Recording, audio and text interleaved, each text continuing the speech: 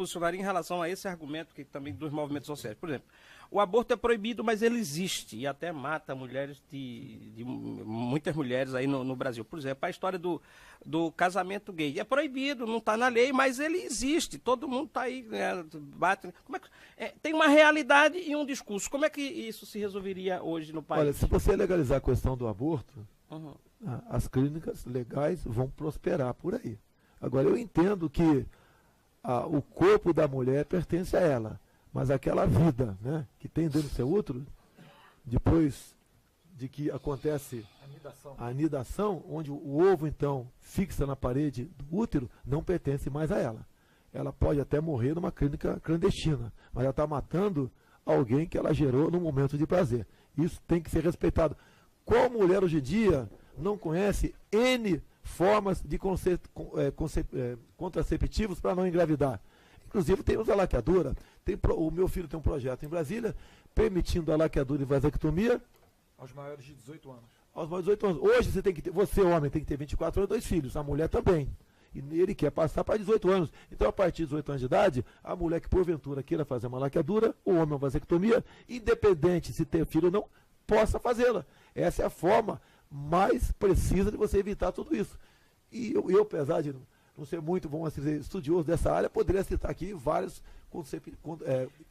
formas contraceptivas para não engravidar e para evitar um aborto lá na frente. Vamos a mais uma pergunta da população do João.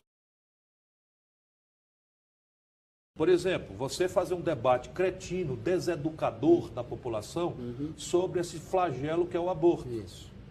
Sobre a ampliação do direito ao aborto. O aborto, né, é uma tragédia. Ok, estamos todos de acordo, portanto, ninguém é a favor dessa tragédia. Mas a questão é qual é a relação que deve ter o Estado com essa tragédia humana, moral, religiosa e de saúde pública. Nós temos que educar o nosso povo. Não pode ser uma coisa travada na base da religião. Nós temos que educar o nosso povo, porque as mulheres ricas que engravidam sem planejamento vão nas clínicas clandestinas caras e saem de lá muito bem. E as nossas jovens negras, pobres, caboclas, apavoradas com o conservadorismo dos seus pais, vão e fazem aborto com agulha de tricô e morrem. É um problema grave para o SUS esse. Não é possível que os políticos façam isso assim. Olha, esse cara aí é a favor do aborto. Outro, não, eu quer não sou a favor do aborto, como eu vi na né? campanha. Um debate regressivo. Deseducador, né? Deseducador, regressivo. Da sociedade. Sim. Reacionário, deseducador, picareta. Entendeu? E esse aspecto também.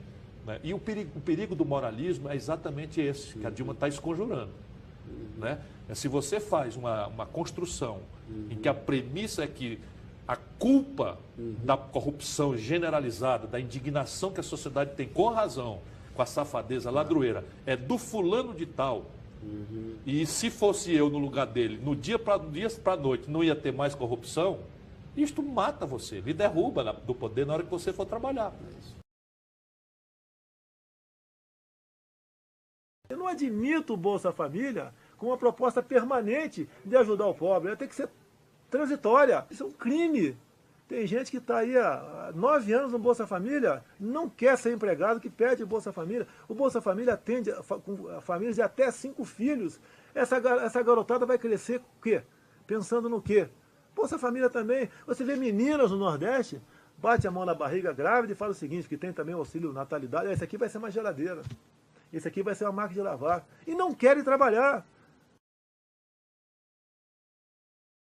Então, quando você fizer esse corte aqui, você tem gasto per capita em educação abaixo da média, gasto per capita em saúde abaixo da média, gasto per capita em defesa abaixo da média, e vai fazendo. Onde é que você vai encontrar no Brasil 2 gastos, um próximo da curva, mas já fora, e outro longe da curva, a ponto de não caber nem no gráfico? Esse daqui é Previdência, 70 bilhões de reais, e este fora do quadro, que fura o teto, 580 bilhões de reais de juro. Se você somar o que tem que rolar de principal, que nós não temos dinheiro para fazer, dá 1 trilhão com T de tapioca. E 200 bi. Então, vamos botar em perspectiva, se eu servir ao Brasil, vamos pôr em perspectiva tudo. Tudo mesmo. Não vai ficar uma receita sem ser criticada, não vai ficar uma despesa sem ser criticada. Generosa e aberta e transparentemente. E aí vai ficando evidente, sabe? Se você botar luz, todo mundo vai ver. Onde é que eu vou cortar, cara? Eu vou cortar no Bolsa Família, que gasta 15 bilhões de reais para atender 60 milhões de pessoas. Com 3 refeições, cara. Isso é comida. Cortou, o cara passa fome. Cacete! Não é possível. E cortaram agora no orçamento da dona Dilma. E a gente fica ababacado? Não é possível. É isso que está vindo para cima do Brasil. E vai entregar 570 bilhões de reais para meia dúzia de rentistas. 10 mil famílias são destinatário final. Trata-se disso. Se você assistir um tatu em cima de um toco, meu irmão, alguém botou. Porque tatu não sobe em toco. Isso está aí para atender a quem manda no Brasil.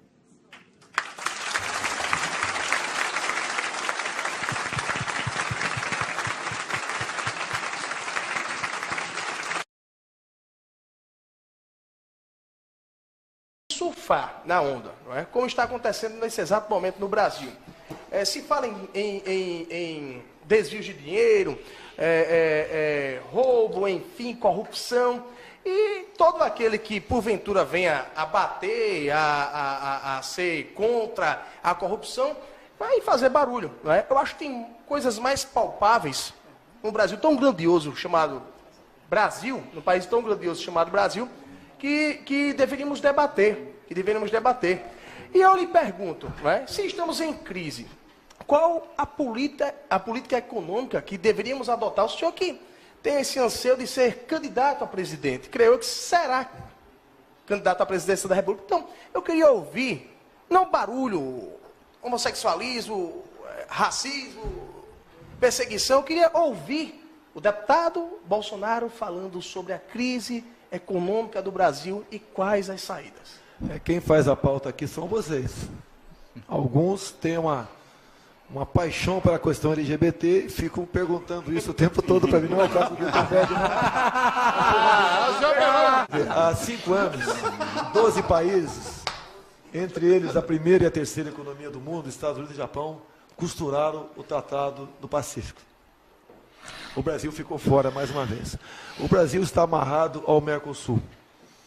O Brasil fez miséria para que a Venezuela também entrasse no Mercosul, inclusive criando um problema diplomático com o Paraguai, que agora vai começar a não mais vender o excedente da energia Itaipu para nós, vai usar talvez na produção de alumínio em seu país. A economia nossa não pode continuar sendo voltada apenas para o Mercosul ou para o viés ideológico. Nós temos que abrir para o comércio do mundo todo. Na questão da economia também, o Estado tem que ser menos paternalista, tem que dar mais liberdade para o empresariado poder investir, dar garantia para tal. Não ficar assinando acordos, como por exemplo, que eu acabei de falar aqui, de importação de bananas com o Equador diretamente para o CEAGESP em São Paulo, que acaba prejudicando a produção de banana no Nordeste também. Porque junto com isso, já que o controle fitossanitário é feito pelo país de origem, nós podemos estar importando também, a exemplo daqueles refugiados, né, importando a cigatoca negra e o moco da banana. Então, um país que se fecha no seu mercado por viés ideológico, a consequência é essa que está aí. E para você reabrir esses mercados, que sejam por melhor acordo possível, você leva no mínimo a 3, 4 anos para você poder respirar nessa área. E enquanto nós não mudarmos essa política em nosso país, enquanto nós nos aproximarmos verdadeiramente da Europa, da América do Norte e da Ásia, e abandonarmos aqui o Mercosul, você pode até fazer negócio. Nós não podemos deixar de continuar importando o gás da Bolívia. Há interesse para eles. Você não pode continuar fazendo muito negócio aqui na América do Sul, mas não dessa forma. Se desprender, né? Você tem que desprender. Você, para fazer um negócio qualquer com qualquer outro país, você tem que pedir bênção ao Mercosul. Geralmente a nossa política vai para o espaço. Então você tem que botar gente com a mente aberta, que vá para um estado mínimo e busque negócio com quem tem tecnologia, quem tem... Eu chamo só a atenção, mais um pouco, Alex, para uma questão bem didática. Sim. Eu gosto muito de ser didático. O que acontece? Vamos fazer um comparativo aqui, né? A crise é enorme e tal, enfim. O Brasil é um país que inventou a tecnologia flex, carros que consomem álcool e gasolina. Eu não sei se o senhor... Período militar aí, por coincidência. Eu falaria meia hora sobre a realização do período militar. E você não tem um minuto para falar do Sarney para cá que foi feito no Brasil. Aí vejamos, é uma coisa notória aqui, ser bem de dados para você que está em casa, que você que nos acompanha aqui na TV Marcha, e que refletem. Não é? A gasolina está tendo reajustes. Claro, porque antes era subsidiada e agora não, largou-se de mão. E o álcool, que tem um incentivo fiscal, toda vez que a gasolina sobe, o etanol também sofre reajuste. E uma coisa tão pequena que ninguém consegue enxergar isso diante de uma sociedade tão grandiosa que está passando por perrengues, que eu acho que isso merece uma atenção, um olhar, além de qualquer outra polêmica que venha acontecer nesse país. Quem decide o futuro de um país é quem está sentado na cadeira presidencial. Um presidente não pode tudo, mas pode muito. O barril do petróleo, há 1 ano e meio, estava $130. Hoje está 45 e continua sendo reajustado. Nós pagamos, a título de rolagem da dívida nossa, por dia, mais de R$1 bilhão. Se nós temos 200 milhões de habitantes, arredondando, cada um de nós aqui que está nos ouvindo, deve por dia, para a rolagem da dívida, para o agiota, R$5, R$150 por mês. Com toda certeza, nós aqui pagamos muito mais, porque tem muita gente que, infelizmente, não consegue nada produzir. Até vive de projetos do governo. Então, a conta é muito alta para nós. Nós temos que buscar uma maneira de negociar essa dívida nossa. Não é calote, não é isso, é negociar. Nós não podemos pagar tanto, porque até aqueles que ganham em cima dos juros vão acabar perdendo tudo no futuro.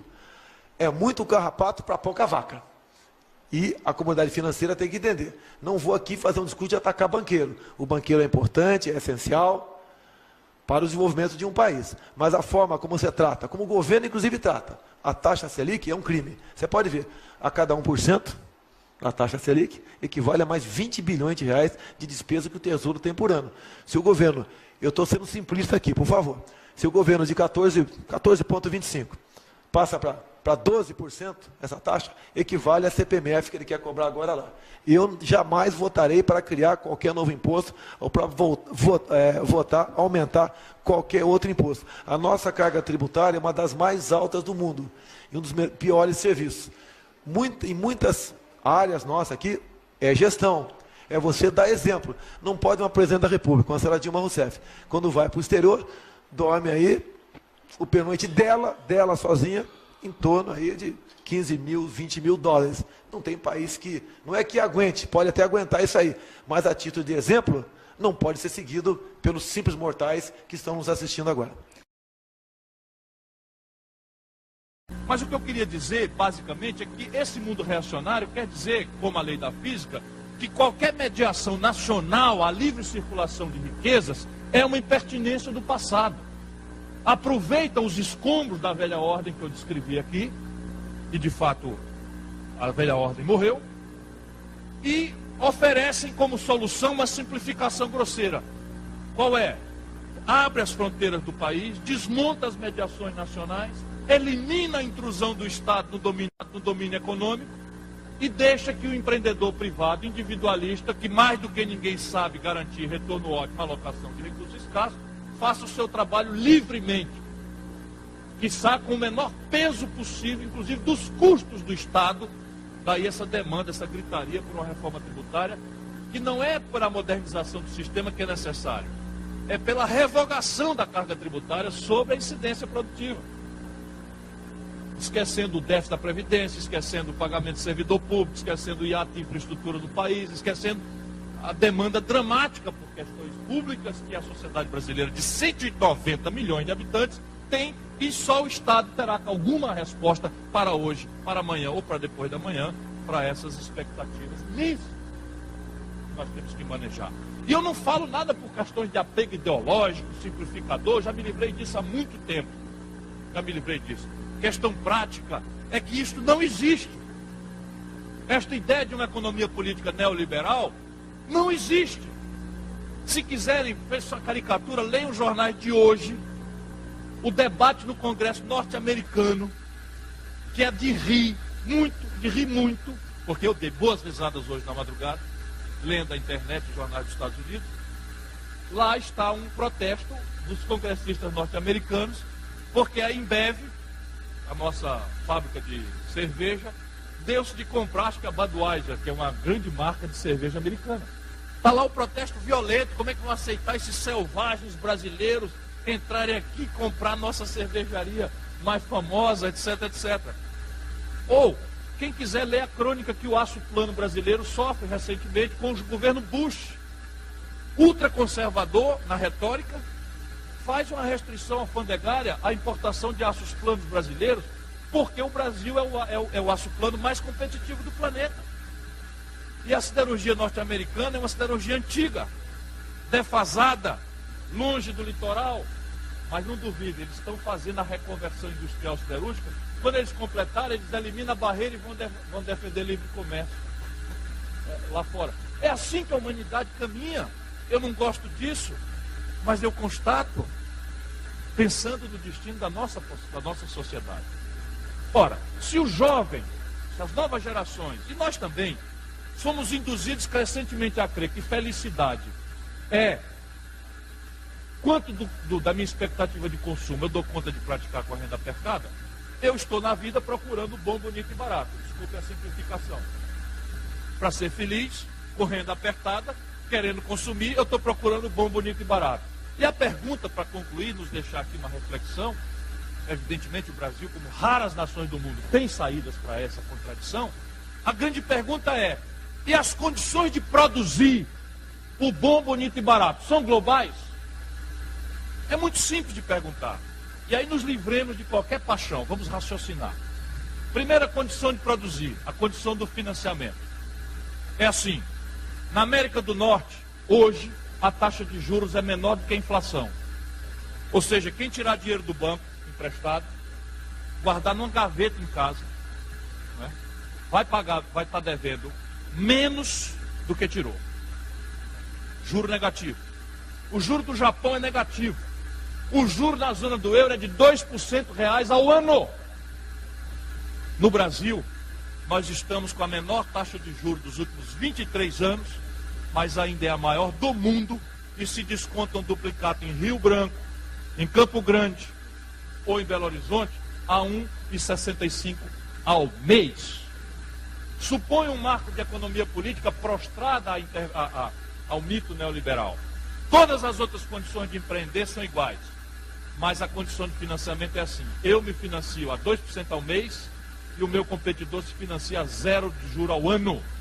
Se todas as outras condições de empreender forem iguais e a economia política for desintermediária, aquele que se financia barato destrói o que não se financia barato. E no limite a gente não tem como pagar, porque deixaremos de ter o nosso empreendedor, voltaremos a ser essencialmente importador de valor agregado e vamos pagar com o quê? Crise cíclica de crédito, despoupança interna, fatos que nós já conhecemos do passado, não podemos mais repetir isso. Mas vou chamar a atenção que já está semeada a ideia. A questão tecnológica que lá atrás permitia um modelo de substituição de importação, mudou tão dramaticamente que hoje, eu posso afirmar com muita segurança, não existe competição possível entre retardo tecnológico e ponta. Não existe, pura e simplesmente. Aí a grande questão é, o domínio tecnológico do planeta é global? Resposta lamentável, não.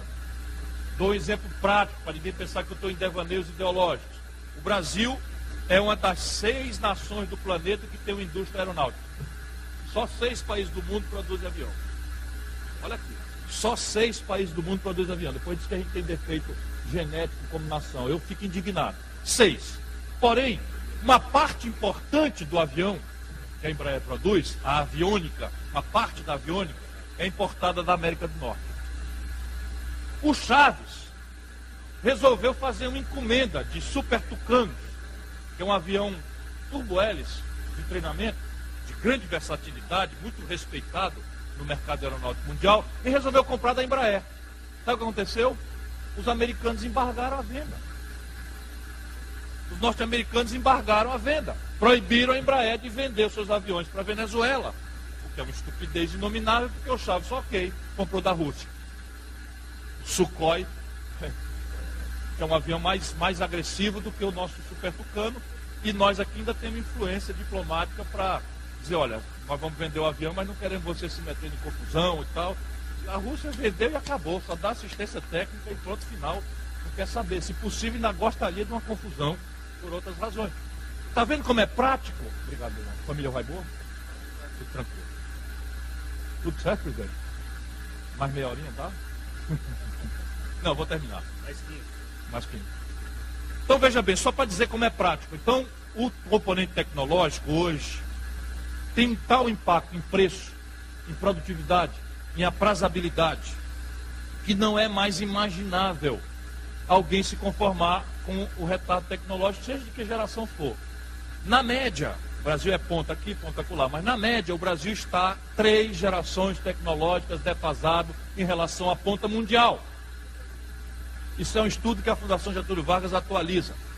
Então o Brasil tem um retardo tecnológico médio, consequência de tudo que a gente não faz em educação, consequência de tudo que a gente não faz em ciência e tecnologia, consequência de tudo que a gente não faz em universidade. O Brasil tem um retardo tecnológico médio de 3 gerações.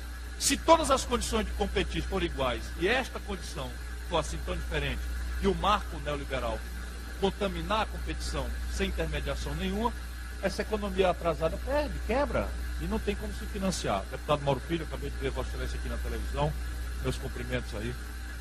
Trabalhou até tarde ontem, aí teve que chegar um pouquinho mais atrasado, sabe, porque ele não bebe. Terceiro fator, e concluo, escala. Ninguém precisa ser economista para entender. Quando você entra na feira para comprar banana, é assim, leva aí, freguês, 3 é R$1, 7 ou 8 é R$2, né?